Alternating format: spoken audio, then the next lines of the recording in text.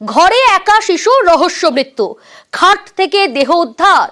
এটা কি খুন নাকি অন্য কোনো কারণে মৃত্যু? উত্তর খুঁজছে চন্দননগর পুলিশ।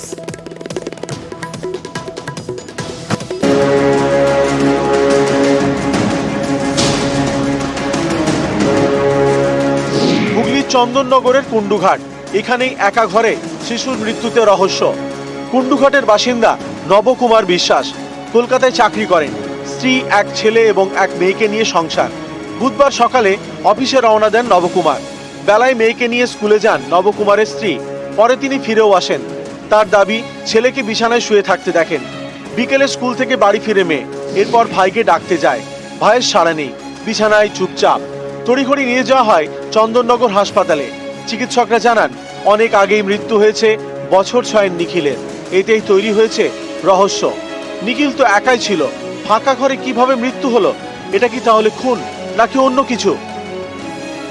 দেখলাম ছেলে নেই, আমি তখন কোথায় গেল খুলতে খুলতে ওপরে গেলাম, দেখি ওপরে শুয়ে আছে, ঘুমোচ্ছে ব্ল্যাঙ্কেট ঢাকা দিয়ে। আমি ডাকলাম, ডাকতে ছাড়া দিল না, আমি ঘুমোচ্ছে। আমি নিচে চলে এলাম, লক খুলে ঢুকলাম। ওটা হ্যাজবোল্টটা আমি দিতে ভুলে গেছি। ওই দরজাটা কি হয়েছে জানা তো দরকার। হাত পাতে সব কালো হয়ে আছে, মুখ ফুক কালো হয়ে আছে। যারা ঢুকেছিল তারাই কোন রকম ছেলেটাকে কোনো টর্চারিং করে মেরে। সকালবেলা জানতে পারলাম আলমারিতে চাবি ঝুলছে। আলমারিতে চাবি ঝোলানো থাকে না, তো ও খুলে দেখলো লকারে টাকা পয়সা যাচ্ছিল, গয়নাগাটি কিছু নেই। Post-mortem indication, there is no indication of any homicide. কোনো মার্ক নেই শরীরে। কথা বলি যা মনে হচ্ছে বাচ্চার কিছু নিউরাল প্রবলেম ছিল। আপাতত কোনো ইন্ডিকেশন নেই কি এরকম বড় ধরনের ডাকাতি হয়েছে বা ওরাই এসে বাচ্চাকে মেরে গিয়েছে, এরা কিছু না। বাড়িতে ফোর্সড এন্ট্রি কোথাও কোনো চিহ্ন নেই, যে ফোর্সড ব্রেকেজ তারও কোনো ইন্ডিকেশন কোথাও।